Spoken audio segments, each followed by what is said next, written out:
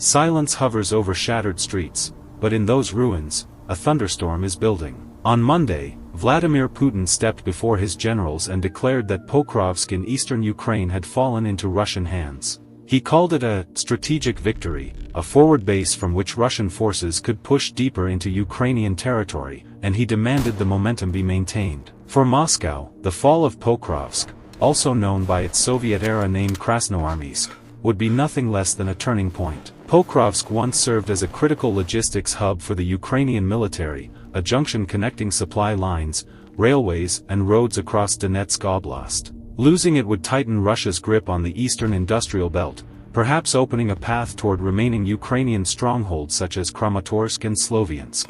But what lies beneath the Kremlin's proclamations is a battlefield drenched in smoke, chaos, and fierce resistance. For months, Russian forces have battered Pokrovsk in a grinding offensive, infiltrating with small groups, squeezing the city from several directions, cutting off supply lines, and deploying wave after wave of attacks in harsh winter conditions. In late November, Russian commanders claimed they had surrounded the city and controlled nearly 70% of it, but those claims were met by denials. According to Ukrainian military sources, fighting remained ongoing in central and northern districts. The defenders still held pockets of resistance, and there was no confirmed encirclement or collapse of their lines.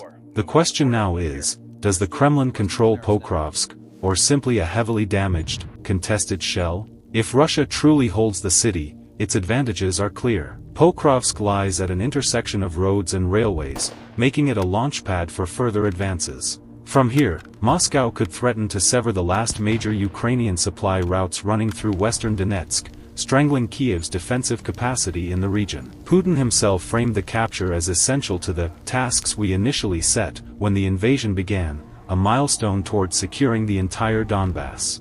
Yet the picture painted by independent analysts remains far murkier. The think tank Institute for the Study of War recently published a stark assessment. Despite the Kremlin's announcement, there is no evidence confirming the complete Russian seizure of Pokrovsk.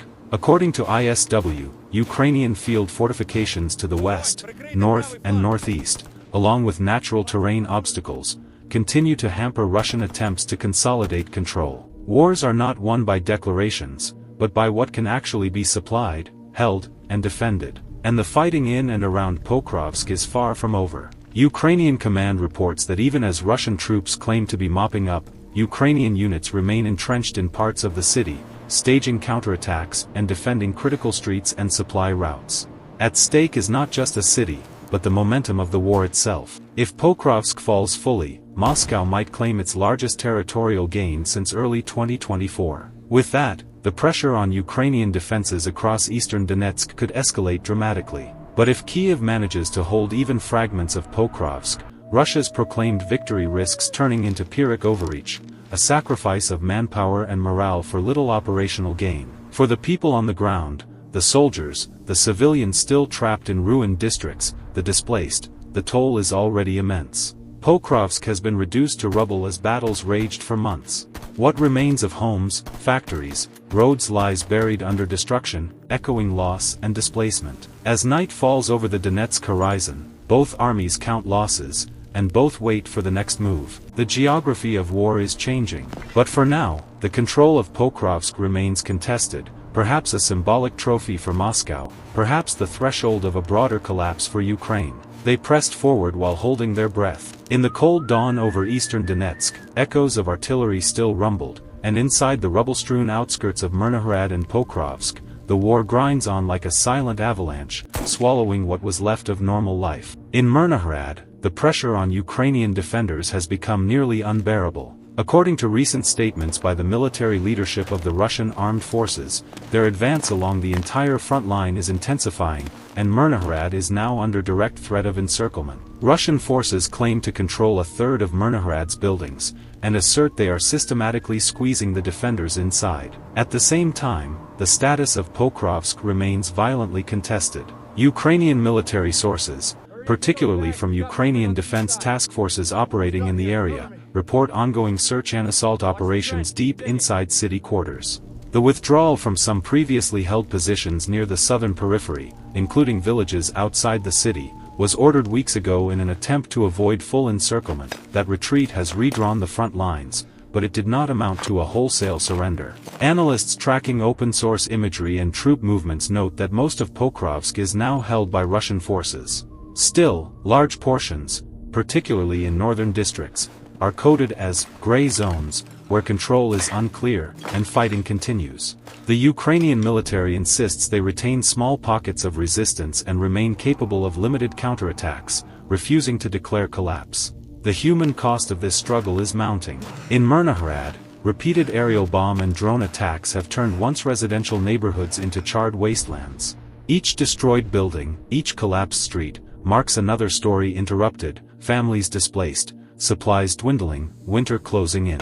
In Pokrovsk, what remains of a once thriving urban center is now a battlefield where every street corner, every block, could be the site of the next firefight. The defenders' resources are stretched thin, and the window for relief is shrinking. On the Russian side, command is betting that territorial momentum will force a decisive collapse of Ukrainian resistance in the east. The capture, or near capture, of Pokrovsk gives Moscow not just a symbolic victory, but a staging ground for deeper penetration toward Myrnahrad, then beyond, toward key Ukrainian bastions in northern Donetsk. For Kiev, each lost block is not just territory slipping away, but a lifeline severed, a defensive line inching ever closer to breaking. But war is not only about maps and frontline gains.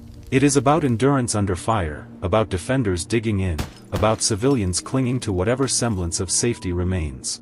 As artillery shells continue to fall over the Donetsk skyline, the fate of entire urban populations hangs in the balance. For Ukraine, this might be the most critical moment yet, a test of resolve, a question of how much sacrifice remains bearable before position turns into retreat. In these contested streets and shattered neighborhoods, the outcome remains uncertain, but one thing is clear: the struggle for Pokrovsk and Myrnahrad is now the axis around which the next phase of this war will spin.